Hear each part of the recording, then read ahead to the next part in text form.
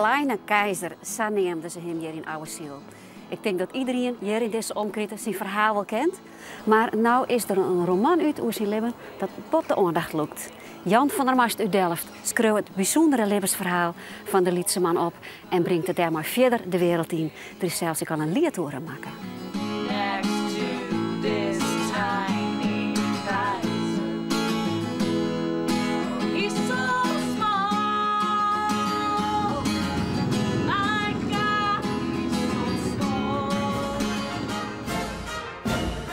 Maar eerst, op Omroep Friesland is het deze week Frieske Muziekweek. De hele week alleen nog maar Friesktalige muziek op de radio. En harkers worden actief belutsen bij verschillende muziekprojecten. Ronald Smink speelt zijn tweede grote voorstelling. Het gaat goed met de jonge cabaretier uit de Jouwer. Bonanza is morgen te zien op het Jereveen, maar hij toert terug het hele land. En het verhaal van de Lietse man uit Oudebeeld-Ziel die te wraad inluts om maar zijn 80 centimeter grote verschijning zijn breed te vertjennen. Jan van der Mast uit Delft schreeuwt een roman over dit bijzondere leven. Maar we beginnen met de uittrap van de Frieske Muziekweek. Man die weer de start van deze week, grootvol Frieske muziek. En harkers die de actieposter voor het Ruud hingen, maait zijn gading naar een bezitten van de postercoaster. Herman Zielstra reist zich een man die mij met dit circus van het thuisconcert. En waar wit. En dan moet verslag hier op visite. Mij een Friese artiest. Best altijd zo actief, maar want ik heb het idee dus toch. Ja, moet ook meer op dit tijdstip thuiskomt uit de Brabantse of ik weet net West al hier op treest. Ja, normaal wel. En ik zei correct, normaal wil ik rond de tijdstip het huis uitskopt, zeg maar. Maar nou ben we correct hier binnen in Mantrum. Ja, het is wel. Ik voel me eigenlijk hartstikke fit. Ja. Op 31 december wordt al jaren de Frieske Top 100 uitgestuurd bij Omroep Friesland. Op basis van 60.000 stemmen kun je dan wel stellen dat Frieske muziek populair is. De omroep draait deze week op de radio alleen nog maar Friestalige muziek. Hoe zit dat eigenlijk bij orenregionale stewards? Ja, bij Brabant weet ik dat dat een beetje een keuswest heeft op een gegeven moment om er al je Brabantse artiesten uit te gooien. Behalve dan Guus Meeuwis, maar ja, dat is gewoon een nationale artiest natuurlijk. En dat men toch de regiomuziek wat lezen liet. Omdat het publiek het net zo waardeert misschien. Dus ik heb wel jet van commerciële of markttechnische keuzes die het regiostation besluiten doen om de regionale muziek eruit te gooien. Dat is natuurlijk heel jammer.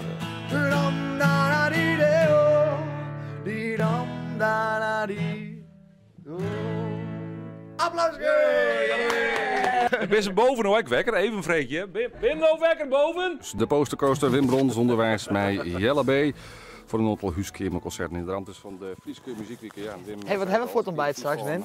Te krijgen, meest van grondplakken is niet veel dicht wezen, waar toch het zicht van autobestuurders min is. Op grondplakken is het zicht tussen de 100. Als de Frieske muziek dan zo populair is, waarom draait de omroep net alle dagen alleen nog maar Friestalig? We hebben 24 uur thuis in de loft. We van een heel soort uren trouwens wol mij non-stop Friestalige muziek.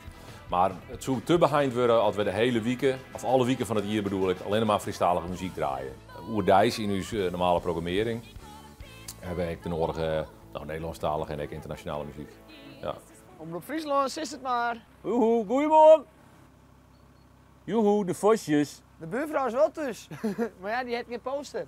Ik heb wel een trap, maar ja. Oh, is dat de buren? Ben dat de buren? Oh, dus is wel voort inderdaad. Bij Elzinga, auto's keren. En dan de weg opdraaien, de liek rechts en dan ben ik. Hitmix. Ja, de hitmix in de Frieske Muziekweek bij Omroep Friesland op de radio. Jan Tekstra die zongt een bekende Frieske Top 100 hit. Maar net op de echte melodie, maar op de melodie van een oren Frieske hit. Herken de melodie en herken de tekst. Hitmix@omroepfriesland.nl. Had een vermogen kost al dat bier in mijn blaas. En loof wat leeg je weer betel je man toch net zo dwaas. Hitmix@omroepfriesland.nl. Hoe uniek is het dat er zo volle muzikale activiteit in Friesland is in het Fries? Van uit de Randstad jongen. Nou ja, het is wel uniek is het sowieso, vind ik. Het feit dat een provincie staat trots is op haar eigen repertoire. En ik wil echt wel jaren dat bijvoorbeeld die weeken die het op Omroep Friesland draait, worden speciaal voor de Friese muziek, die worden Dus echt bot beluisteren en zeer enthousiast van. En dat zei het wel wat. Over hoe mensen, hoe grutskes ze binnen op hun eigen repertoire. Nou, zei wat. Bij de receptie. En die is daar. Oké. Maar wat vreeg je? Is Liesbeth de Vos, is die direct? Liesbeth de Vos. In de kantine zelfs. Nou, dan gaan we daar naartoe. Goedemorgen. We komen voor Liesbeth. Wij komen. Wie die lekker bij me tussen? Ja. Oh? Maar dan lijst nog te sliepen of? Nee, dat ben ik onderwijs hier in. Wij zien de poster in de krant en mijn zoontje die is helemaal gek van Pieter Wilkens. Dus ja, daarom hebben we min of meer een mailtje gestuurd. En die heeft dezelfde hoop op Pieter Wilkens, op de hoenekop. Pieter Wilkens. Maar nou hebben we Jelle bij en die komt speciaal voor mij. Nou, dat is helemaal super. Is dat Lammert? Is dat Lammert? Dit is Lammert. Lammert zelf is een ekke en Lammert is fan van de hoenekop. Ik ben geen hartchirurg. Ik ben geen horlogemaker. Ik ben geen gynaecoloog. Ik ben geen koekjebakker. Maar ik ben een roeghouwer, een rouwdag. Nou ja, we hebben natuurlijk ook de jongeren hebben nog 2 geweldige uithangborden. Die 2 en de hoenekop. Nou ja, die brengen het natuurlijk om bij er is een groep van 12 tot en mij, of nou jongeren misschien nog wel tot en mij 30, die vindt sowieso de hoenekop fantastisch. Nou, dat is een hele, die pikken een hele generatie mee, dus dat is geweldig. Het is bekend dat die 2 ek in het begin wel twijfelen had of ze het wel in het Fries dwaan moesten, vanwege het landelijke succes. Sluit het in het oor uit. Misschien dat sommigen bang zijn dat ze een bepaald stempel opdruk krijgen van oh, dat is een Frieske artiest. Ja, misschien dat dat jeder komt als je iets Nederlandstaligs jongen wat je mij een enorm accent dogge, dan dat je, wie zo spreken, het goed in het Fries dogge en goed in het Nederlands. Mijn kop kan absoluut om mij boeten Friesland. Ondanks dat mensen denken van ja, maar dit is typisch Fries. Nee, dat maakt het correct heel mooi. Maar toch een mooie uitvoering en maakt het misschien ook wel wat grutter als dat het is. Het is mooi een beetje theatraliteit, maar er best wel in. Dat hebben die jongens in. En dan komt het hier. En dan zit je raar een ritje door de stad. Nee, nou hier. Nee, dat loof ik echt. En dan denk je, hé, heb ik nou de hoenderkop? Ja, ik heb de hoenderkop. Dat draaien ze hier in het winkelcentrum. Het kan. Heel november, boeten is het koud. Daar zien 2 mensen aan 18 jaar oud. Hij zei in haar dat er van de hoofd dood. Is alles voor mij. Ik voel echt wel toen ik het just roer zette hier. Ik dacht van ja, in Fries, ja, ik heb het al. Net meer maar wil ik zeggen, maar ja, dat toch wel iets bij die fut als het Fries is. Absoluut, dat jou ook eerlijk daar. Maar in het Nederlands, het komt misschien omdat ze in het Nederlands echt zo mooi binnen. Toch? Zo'n troubadour is Jelle B. Is een hartstikke energieke jonge vent. Treedt ontzettend soort op. Nou, het zou leuk zijn dat hij een paar leuke Friestalige hits ziet die wij hier een soort draaien kunnen. De hele week nog op de radio de Frieske Muziekwieken. Maar sneuntemidje de uittrap van de Frieske Top 100. De jonge cabaretier Ronald Smink van de Jouwer liet weer van hem jaren. Maar zijn tweede solovoorstelling, Bonanza.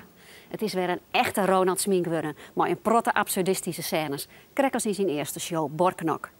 Nou zet de cabaretier zowel in zijn privéleven als in zijn werk een naaie stap. Is Ronald serieuzer worden? Anja Veenendaal zocht het waar eens uit. Het binnen de laatste dagen in zijn studentenappartementje in Greens op Trijenheeg. Nog even en hij moet maar het inpakken beginnen. De verhuizing naar zijn tweede huis en het begin van zijn tweede solovoorstelling vallen haastig gelijk. Op het doormaat live van de morgen de Volkskranten, maar een recensie over de Hollandse première in Amsterdam. Ah, hier ben ik. Net alleenig, maar onzinnig. Nou, dat rient dan ik nog in het Fries, hè? De boel in de war gooien, daar is Ronald Smink ik goed in. Wissel vinkers allemaal in voor Jouweren, waar zelfs inwoners van Jouweren net die gevonden willen worden, betinkt bij Ronald Smink een hogere snelheid, extra decibel en meer seks. En je hebt gelijk een beeld waar je te wachten staat in Bonanza. Smink is net in de top van de Vinkers-Eredivisie. Daarvoor slaat hij de plank nog iets te vaak mis. Maar zijn tweede programma had er wel het linker rijtje behellen. Dat was hem.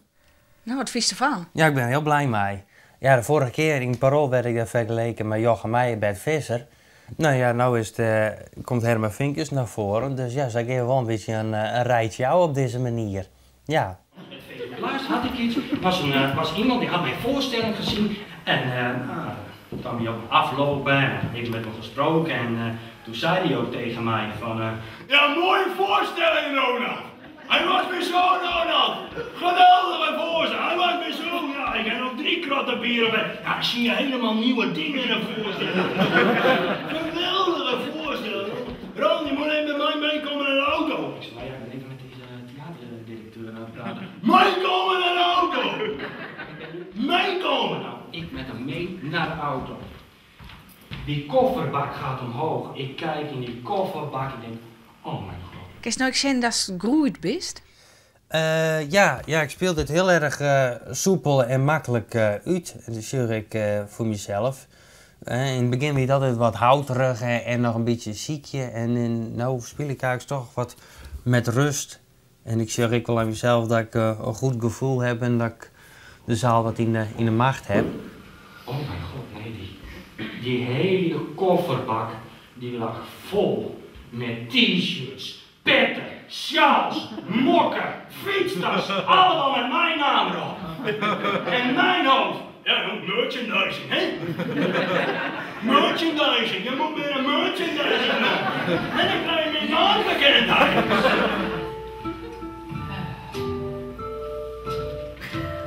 In de voorstelling Bonanza luidt het podium vol met de kikkerbekjes. Waar had ze net fout als band? Nee, Ronald, heb ik zelfs een linkje maken. Oh. Dus dan mijn stoomgetal nemen. Ja. En daar staat dan een woord bij. Ja. En dan mag je gewoon reageren op dat woord. Oh, wat spannend. Ja. Nou, neem eens wat. Fjouwer. 1, 2, 3, fjouwer. Nou, één getal van deze. Sijs. Hummelink Stuurman. Ja, dat is mijn theaterbureau. En daar ben ik heel erg blij mee. Ja. Hoe zou een bureau uit Amsterdam dan? Ja, zij zijn ooit eens een keer bij mij geweest toen ik naar het Groningen Studentencabaret Festival een naspeeltour hier en in het Betty Asfaltcomplex in Amsterdam speelde. En toen kwamen ze bij me en dan wie ze wel onder de indruk en zo ben ik er wat kwam. Ja, ze regelen alles mee. En daarna jouw ze me heel veel input voor mijn programma. Dat ze zeggen van probeer het scherper te doen, probeer het zus te doen en daar luister ik van naar. Oké, nou nog een keer. Ja, leuk. Draaien. De nou is oneven getallen. Wat hebben we daar? Ingen. Succes. Dank je. Ja, succes. Ja, succes. Dat krijg je net samen. Er moet hard voor werkt worden. En dat doe ik altijd wel. Ja, ik ben eigenlijk wel heel erg Pietje Peuterig en een doorzetter en net gauw tevreden. En ja, de reden dat ik net gauw tevreden ben is dat ik soms wel eens heel erg kritisch op mezelf ben. Dat ik het soms zelfs te volle of het van mezelf verg. Of om het uit het hoogst haalbare te helpen. En dan zou het meeste succes te krijgen. Ja, elke keer als ik bij mijn vriendin film kijk, dan heeft ze op haar armleuning van de bank, daar staat altijd een laptop. En die laptop die heeft ook een screensaver. En die screensaver die valt dan altijd, dat is een screensaver met allemaal foto's. Dus er komen er allemaal foto's voorbij van verjaardagen, koninginnedagen, kerstmis en van haar ex-vriendjes. Waarom laken ze nou? Omdat de timing klopt met die ex-vriendjes. Ja. Ik heb ze eens een keer geteld. Het zijn er 9. 9 ex-vriendjes. Dat snap ik dan niet, hè? En die 9 ex-vriendjes, die zijn allemaal weggegaan. Maar waarom? Het is die werk, Libbes ervan.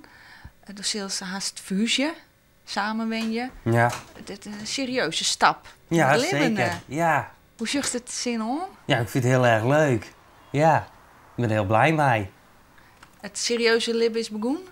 ben altijd serieus.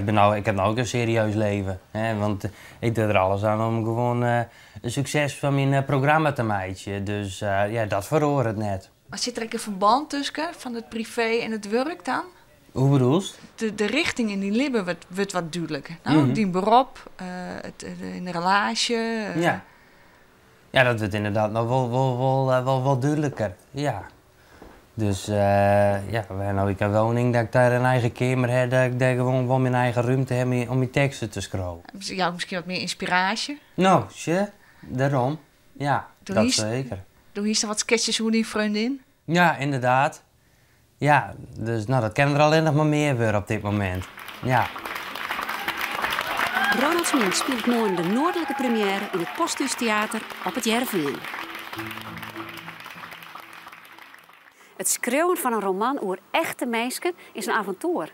Dat merkt Jan van der Mast doet er zijn boek De Kleine Keizer hier in Oude Ziel presenteren. In dit boek beschrijft er het leven van Gerrit Keizer, een man van 80 centimeter die als smallest man in the world over de hele wereld reizigen.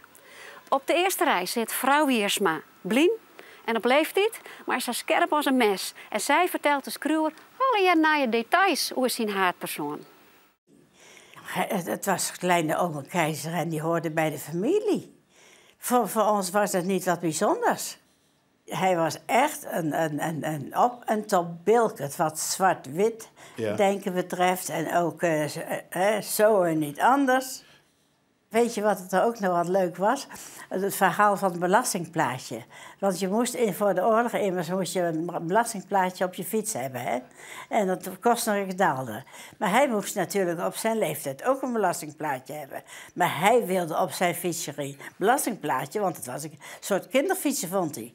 Nou, weet je wat hij deed? Hij trok het belastingplaatje over zo, en dan deed hij een soort gelig papiertje omheen. En dat deed hij om de fiets. Op die manier probeerde hij mooi onderuit te komen. Hey, Joukje. Ha. Hey, hoe is ie? Ja, goed. Mooi. Nou, kom verder, joh. Ja, ik heb gehoord dat jij dat fietsje hebt... Niet teruggekomen, joh. Ja, ik ben heel benieuwd. Ik sta te popelen. Oh, ja. Ja, geweldig. Hij kan niet bij de trappers? Hij kan hier niet bij de trappers, nee. Dus dat groeispeurtje is wel heel fijn voor hem geweest. Anders had het fietsje zo moeten zijn. Ja, het is prachtig. Ik wist dat hij familie was van mijn vrouw. En 2 jaar geleden hoorde ik het bijzondere verhaal dat hij op zijn 14e naar Amerika was verdwenen. 1888, en dat zijn moeder, Joukje Keizer, hem ging ophalen. En dat vond ik zo'n geweldig verhaal. Een retourtje, Oude Bieldzijl, New York. Dus ik wilde weten, hoe heeft zij dat gedaan? Nou, alles wat ik vond in het begin, dat heb ik meteen ingeplakt. Ook geboorteakten van Hendrik, en allemaal foto's en krantenberichten die ik heb gevonden. En ja, dat is de researchperiode. En de allereerste krantenaankondiging in 1880 is hij 6 jaar, dan staat hij in Amsterdam. En dan is het impresario Schorter en dan wordt hij aangekondigd als het zeldzaamste natuurwonder. En dan moet je 25 cent voor hem betalen. Dat is pittig in die dagen. Je probeert integer met dit historisch materiaal om te gaan. En dus geen gekke dingen te verzinnen. Dus over het liefdesleven van Gerrit wist ik eigenlijk niets. Dus iemand zei wel, ja, hij heeft iets gehad met een kleintje. Maar dat was te vaag. Ik denk, nou, dat ga ik niet doen. Daar ga ik niks over verzinnen. Dat wil ik niet. Maar zijn familie maakt het van der Mast een slag terug oude Beeldziel om alles nog even zien te laten. Dit is dus echt het huis waar Gerrit Keizer met zijn familie heeft gewoond. En nou ja, dat is best wel een mooi huisje in die tijd geweest. Dus hij had toch wel wat centen verdiend met optreden. En daarboven hadden ze een speciaal kamertje voor me ingericht. Met een klein bedsteedje, met een klein bedje en noem maar op. Zijn zoon en nichtje schreeuwen een lied over de Kleine Keizer.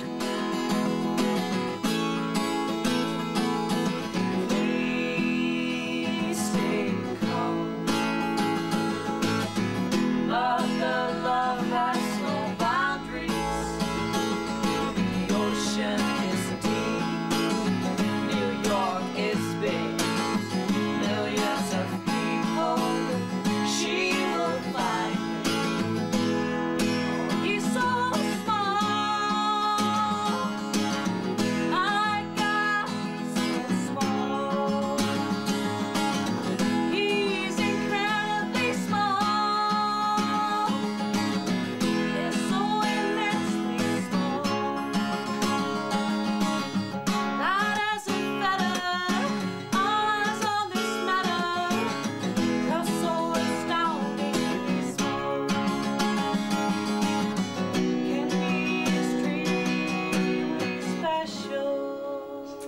Hij is wel bijzonder begaafd geweest. Hij heeft natuurlijk wel, wat dat betreft, de nodige capaciteiten gehad. Ja, want precies. Een recensie in de New York Times. En daar staat ook, he is something else besides a midget. Dus hij is meer dan alleen maar een dwerg. Ja. En dat is toch het is een beetje zijn tragiek, maar het grootste compliment dat hij ooit heeft kunnen krijgen. Tuurlijk. Wat vind je nou het meest fascinerend aan het leven van Gerrit Keizer? Nou, zijn lef. Dus dat hij... Kijk, hij was natuurlijk klein en dan ben je ook een blikvanger voor iedereen. En op de ene manier heeft hij daar ook... Dat kon hij handelen. Dat vind ik erg knap. Hoe ben jij in het hoofd van deze man gekomen? Ja, eerst begon ik als de alwetende verteller. Maar dat werkte niet zo, daar kwam ik niet zo uit. En toen dacht ik, ja, waarom laat ik nou maar eens in de ik-vorm beginnen. En dat ging heel snel, toen had ik de juiste vorm. Een knecht hield het zware gordijn voor me omhoog en ik wachtte op de eerste tonen van de cello die mijn act met snelle, neergaande toonladders begeleidde en rende vol overgave de piste in. Ik stormde op de Italiaan af om tussen zijn benen door te glippen, toen ik iemand hoorde kuchen. Het geluid kwam van de parterre. Ik staakte abrupt mijn aanval en stond als aan de grond genageld. Toen zag ik haar zitten. Mijn hart ging sneller slaan. Ik zag haar ronde gezicht, haar rode appelwangen en het zwarte hoedje met de gehaakte rozetjes dat we samen in Leiden hadden gekocht. Daar zat Mim, tussen twee onbekende, bebaarde mannen in. Ze keek me met een stralende blik aan, hief voorzichtig een hand en wuifde. Even wist ik niet wat te doen. Ik draaide me naar signor Dodretti, die me half boven zijn halter gebogen, lodderig aanstaarde en riep: "Dit is ons Mim!"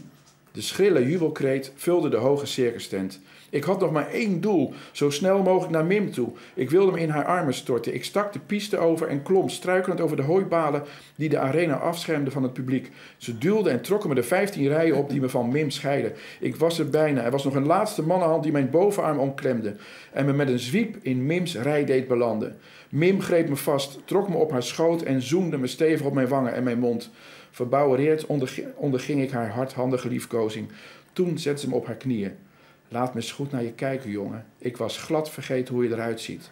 Ik wilde haar heel veel vertellen, maar mijn hoofd liep om en ik glimlachte timide. Mim drukte me nog 1 keer stevig tegen zich aan, smoorde me bij kans tussen haar borsten.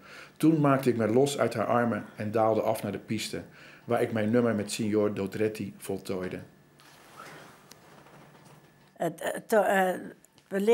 Belichaamd ook hoe zij eigenlijk vanuit Ouderbeltzijl naar Amerika is gegaan als vrouw.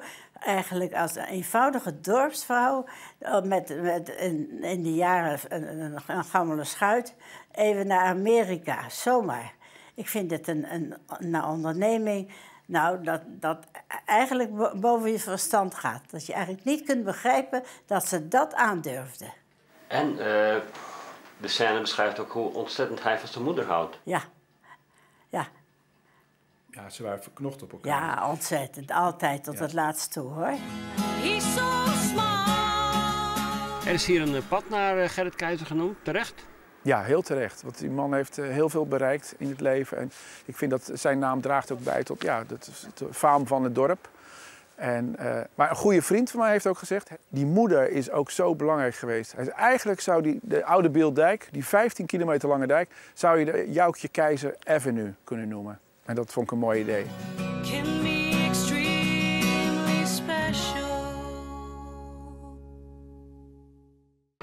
Ja, mooi verhaal toch? Na week ben we er weer mooi onder oren het verhaal van Evert Zwolsman. Keusner en theatermaker Henk de Boer van Warkum maken een voorstelling over het leven van deze vrij wat singuliere man. Dankjewel voor het zien en graag wat na je weekend.